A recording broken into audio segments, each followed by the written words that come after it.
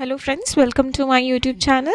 तो आज की हमारी वीडियो का टॉपिक है प्लेटोस थ्योरी ऑफ एजुकेशन।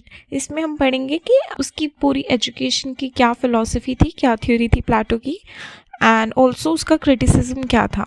सबसे पहले शुरू करते हैं इंट्रोडक्शन से। प्लेटो का मानना था कि for a very good and harmonious society education पे कंट्रोल होना बहुत ज़रूरी है।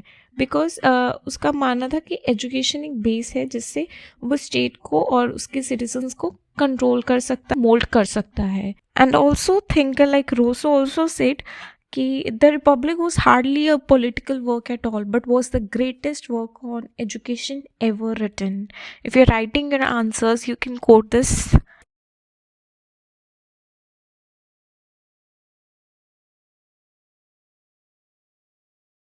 प्लेटो का मानना था कि एजुकेशन एक बहुत ही इम्पॉर्टेंट मीडियम है किसी को भी, इसीलिए he was of the firm believe कि सारी की सारी एजुकेशन स्टेट के कंट्रोल में होनी चाहिए, फिलोसोफर किंग के कंट्रोल में होनी चाहिए। क्योंकि अगर हमारा एजुकेशन पे कंट्रोल होगा, जो आगे की जनरेशन है उन पे भी ऑटोमेटिकली कंट्रोल बनाया जा सकता है।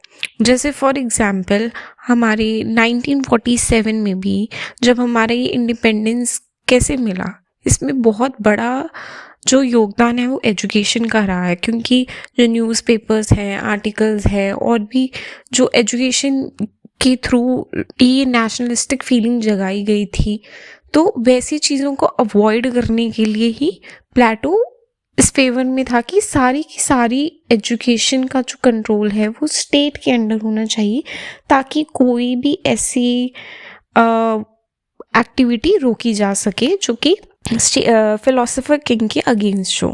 नेक्स्ट पॉइंट है हमारा कंपल्सरी एजुकेशन। उसका ये मानना था कि सबको कंपल्सरी होनी चाहिए इर्रिस्पेक्टिव ऑफ जेंडर। ऐसा नहीं है कि सिर्फ उसकी स्टेट में सिर्फ लड़कों को एजुकेशन दी जानी चाहिए, लड़कियों को भी एजुकेशन दी जानी चाहिए। थर्ड पॉइंट है हमारा it is meant for both men and women. उसकी पूरी फिलॉसफी में अगर हम देखें तो उसने कहीं भी ऐसा कोई भेदभाव नहीं किया कि लड़कों को एजुकेशन देनी चाहिए, लड़कियों का स्टेटस कम है या ऐसा कुछ भी।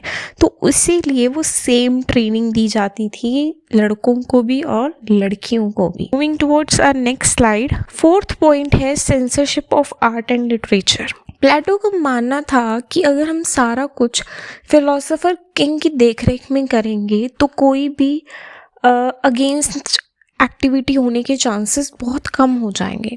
इसीलिए उसने फेवर किया कि कोई भी नॉलेज जो है वो यूथ को ऐसी नहीं दी जाएगी जिस पे फिलोसोफर किंग ने अपना अप्रूवल ना दिया हो। आगे चल के हम उनका कैरेक्टर इस तरह से मोल्ड कर सकें कि वो फिलोसोफर किंग को ही अपना सब कुछ माने, वो स्टेट के प्रति ड्यूटीज़ हैं वो फुलफिल करें और उसी को अपना सब कुछ माने एंड उनका फोकस स्टेट की ग्रोथ पर है।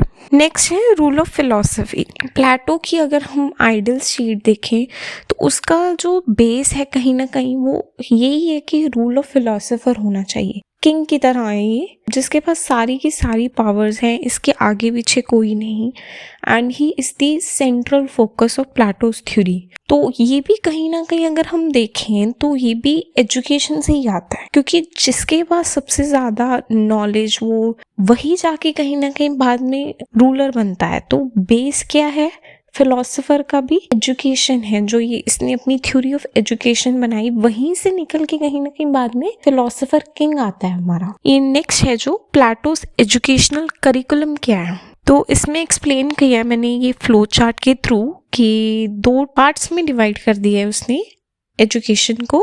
फर्स्ट आती है हमारी एलिमेंट्री एजुकेशन, यानी हमारी हायर एजुकेशन।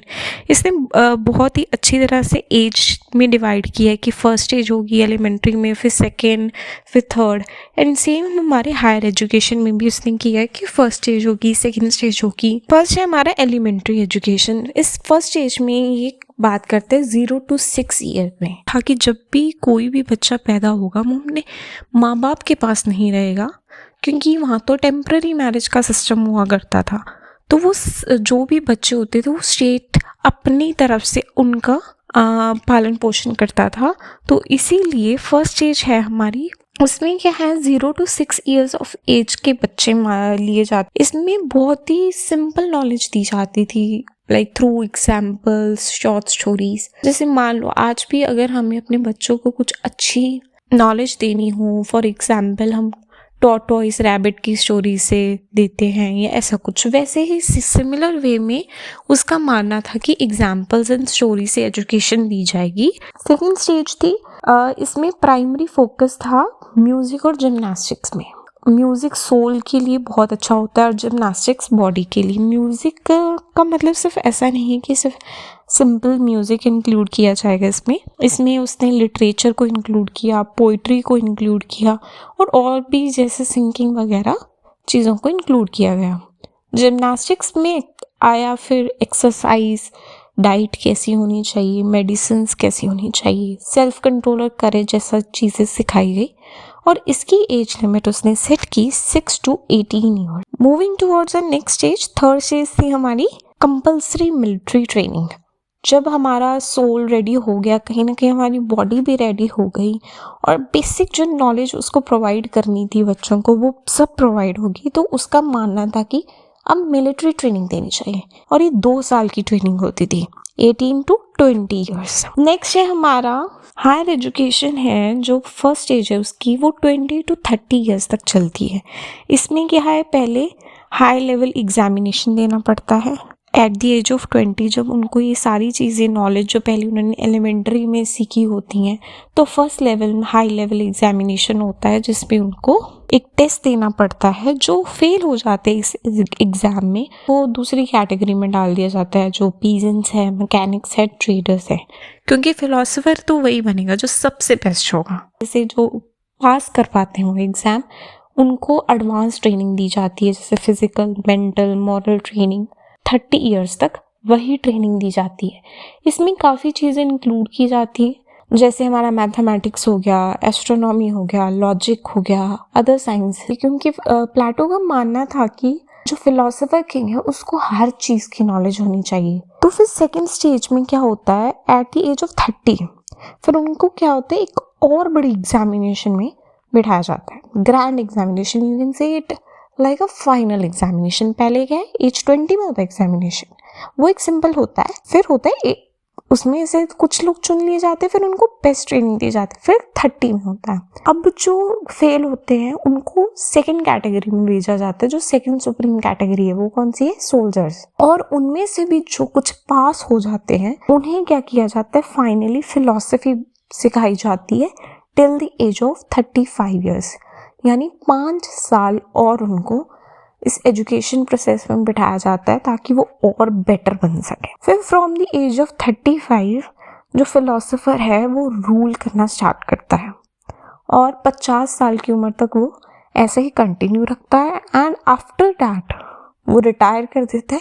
पर इसका मतलब ये नहीं है कि वहाँ पे उसकी पढ़ाई रुक जाती है। इस प्रोसेस में भी कहीं ना कहीं वो लर्निंग चलती ही रहती है। और जैसे हर सिक्के के 2 पहलू होते हैं, प्लेटो की थ्योरी के भी 2 पहलू थे।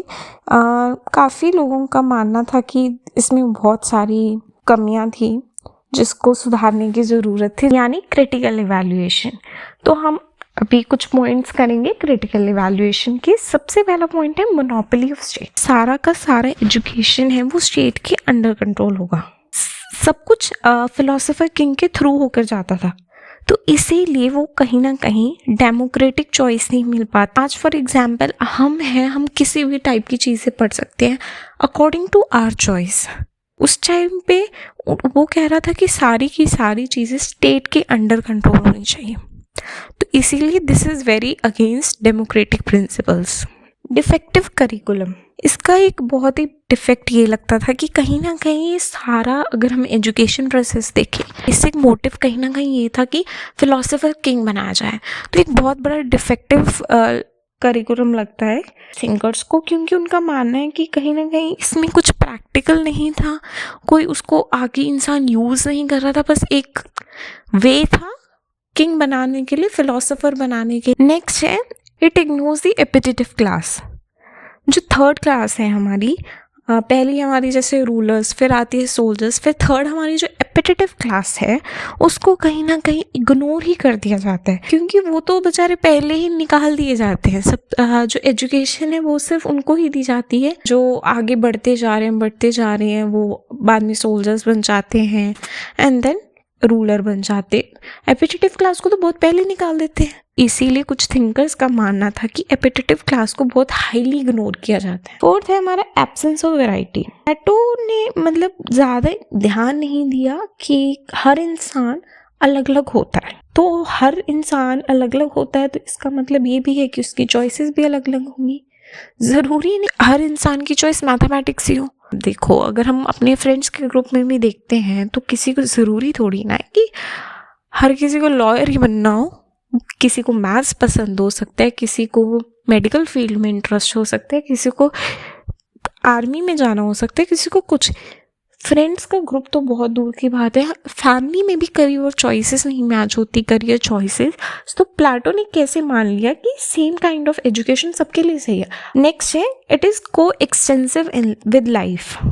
हम कहीं ना कहीं पहले ही डिस्कस कर चुके हैं कि प्लेटो की एजुकेशन एक लाइफ लॉन्ग प्रोसेस है, पूरी लाइफ है वो कहीं ना कहीं एजुकेशन में ही निकल जाती। नेक्स्ट पॉइंट है हमारा it does not allow art and culture to flourish, क्योंकि सारी चीज़ें सेंसर होंगी, कंट्रोल्ड होंगी, तो जो एक्चुअली लोगों को और नॉलेज दी जानी चाहिए, लोगों को विदाउट फिल्टर पता चलनी चाहिए कि ऐसा भी होता है, ऐसी भी चीज़ें हैं, वो तो कभी आगे आ ही नहीं पाती। तो कहीं ना कहीं ये एक बहुत ही बड़ा डिसएडवांटेज है, तो एक बहुत ही बड़ा डिसएडवांटेज है। नेक्स्ट है it will hardly produce practical rulers. बिल्कुल सही है, क्योंकि अगर सारा दिन वो पढ़ते रहेंगे, उसका कोई प्रैक्टिकल यूजेज नहीं दिखाया जा रहा है, उनको बस एक प्लान फॉलो कराया जा रहा है कि आपको बस इस प्लान पे स्टिक रहना, तो ये बहुत ही गलत बात है। क्योंकि कुछ ना कुछ प्रैक्टिकल नॉलेज आपको लाइफ की भी चाहिए होती है, वो सब नहीं मिलती है, तो this is a very big disadvantage. Next है Plato's criticism of Athenian model is unjustifiable. Plato Athens में बॉर्न हुए थे, तो उनका मानना था कि जो एथेंस की एजुकेशन है वो बहुत ही बेकार है, उनको वो मॉडल बिल्कुल अच्छा नहीं लगता था, इसीलिए तो उन्होंने अपना प्लेटोस थ्योरी ऑफ एजुकेशन दिया। पर वो ये भूल गए कि जो एथेनियन मॉडल है उसी ने ही बहुत सारे आर्टिस्ट, पॉलिटिशियंस, थिंकर्स और पोइट्स जन्म दिया था, और वो खुद भी कहीं ना कहीं एथेनियन मॉडल के थ्रू ही पढ़े थे। तो फिर अगेंस्ट जाना एक एथेनियन मॉडल की, that was also unjustifiable. This was all about the Plato's theory of education. For Plato, all these solutions are in education only. That's why he gave so much importance to education. And also he made no discrimination on any grounds like birth or gender. Thanks for watching, and if you like the video, please do share, subscribe, comment, like, and hit the bell icon.